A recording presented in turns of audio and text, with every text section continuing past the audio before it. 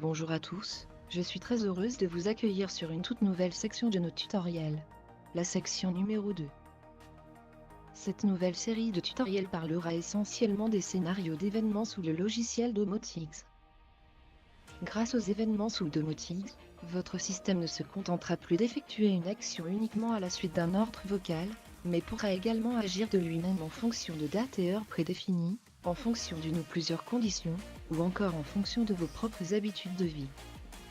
En d'autres termes, vous allez commencer à toucher du doigt toute la puissance et les possibilités infinies que vous offre le logiciel Domotics couplé au projet Sarah.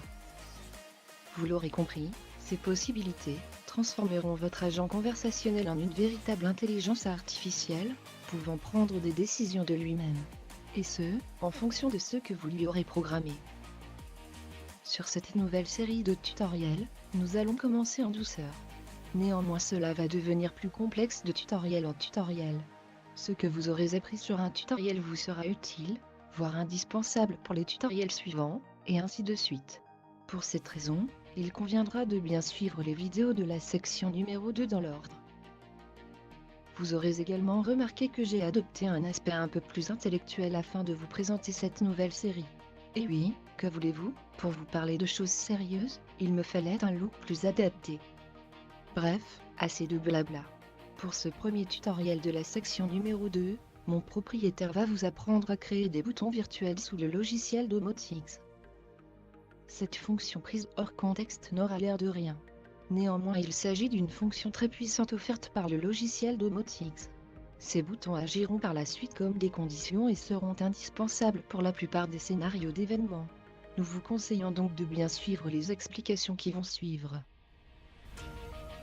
Bonjour à tous, donc soyez les bienvenus sur notre tout premier tutoriel de cette nouvelle section 2. Donc nous allons vous apprendre ici donc la création de boutons virtuels. Alors qu'est-ce qu'un bouton virtuel, me direz-vous?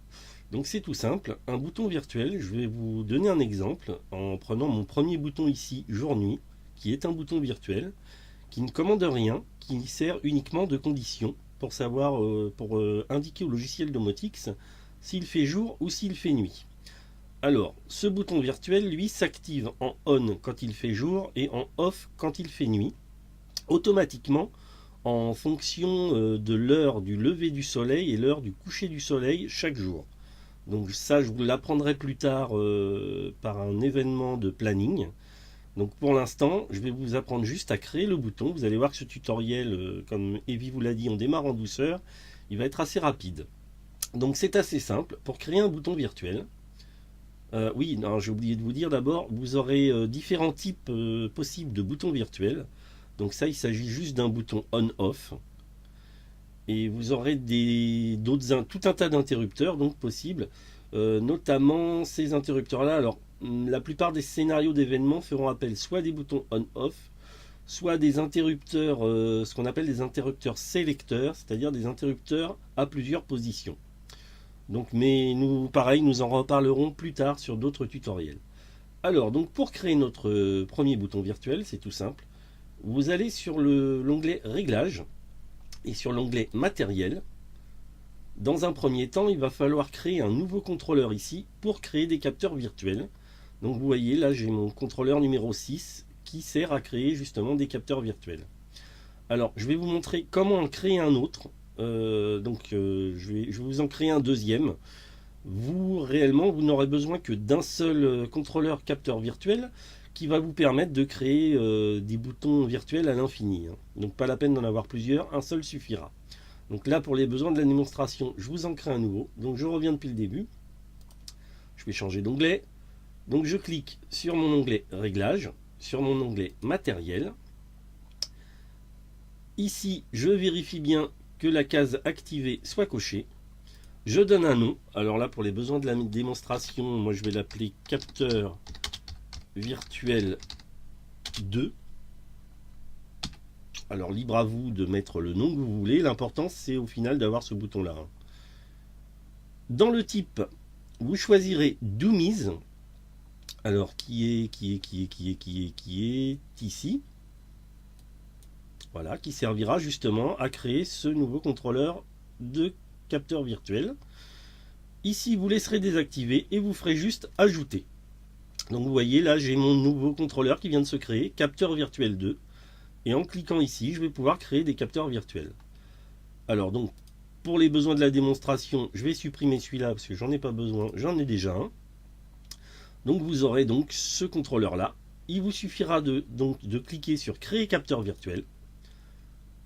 Ça va vous demander d'abord un nom. Donc vous voyez là il est déjà mis, test interrupteur on-off. Et ça va vous demander ensuite un type de capteur. Alors vous allez voir que vous avez énormément de types différents possibles. Alors comme je vous disais, hein, sur la plupart de mes scénarios d'événements domotix, ce sont des interrupteurs simples ou des interrupteurs sélecteurs, mais bon, la plupart sont des interrupteurs simples on-off. Alors, vous ferez juste attention parce que vous verrez qu'il existe plusieurs interrupteurs. Là, par exemple, vous avez interrupteur RVB, interrupteur RGBW, interrupteur sélecteur et interrupteur. Alors, comme je vous disais, hein, en on-off, on prend interrupteur simple et vous faites OK. Et voilà, notre capteur a été créé. Donc vous retournez dans l'onglet interrupteur. Et vous allez voir votre nouvel interrupteur ici. Et tout en bas, il a été créé. Donc vous pouvez le déplacer dans le tableau où vous voulez. Vous pouvez le faire apparaître sur votre onglet dashboard en cliquant sur son étoile. Voilà, donc comme d'habitude, vous pourrez modifier son nom, etc. Donc ça nous et le planning. Ça, nous y reviendrons plus tard. Et en fait, ce bouton-là ne commande rien du tout. Vous voyez, je peux l'allumer. Je peux l'éteindre à l'écran. Par la suite, vous pourrez l'associer à une télécommande pour pouvoir l'allumer via une télécommande. Donc par exemple, une télécommande d'IO Chacon comme les prises programmables de nos anciens tutoriels. Et vous pourrez également donc le commander à la voix en ajoutant son entrée avec son index dans le plugin Domotix sous Sarah.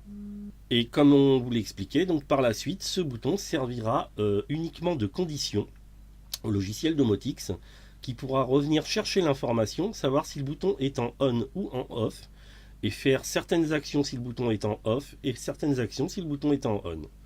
Voilà, bah écoutez, le tutoriel est déjà terminé. Vous avez vu que c'était très rapide. Merci et à bientôt. Vous voyez, je vous l'avais bien dit. On commence cette section 2, tout en douceur. Néanmoins, ne vous réjouissez pas trop vite, vous allez voir que plus nous avancerons, et plus cela deviendra complexe. Petite nouveauté, à partir de maintenant, comme nos tutoriels sont déclinés en plusieurs sections, et qu'il devient de plus en plus difficile de les suivre dans l'ordre depuis notre chaîne YouTube, nous vous conseillons de les suivre depuis notre site internet dédié. Voici son adresse. http://evi.c.free.fr. Adresse que vous retrouverez également dans un lien sous cette vidéo depuis notre chaîne YouTube. Vous pouvez même créer un lien de notre site, directement sur le bureau de votre ordinateur. En nous suivant depuis notre site, vous pourrez également avoir accès à des vidéos en avant-première qui n'ont pas encore été rendues publiques sur notre chaîne YouTube. Comme d'habitude, pour être averti de la publication d'une nouvelle vidéo sur notre chaîne, vous pouvez vous abonner en cliquant sur le logo du hibou apparaissant en bas à droite de votre écran. Dans ce cas, n'oubliez pas également de cocher la cloche en haut à droite de l'écran YouTube. Voilà, ce sera tout pour aujourd'hui. Je vous dis à bientôt.